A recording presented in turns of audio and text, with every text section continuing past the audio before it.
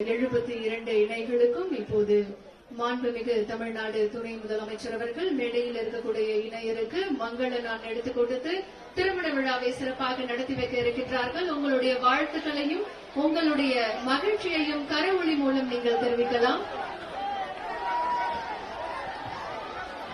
மணமக்கள் மணமக்கள் மணமக்கள் மணமக்கள் வாழ்த்துகிறோம்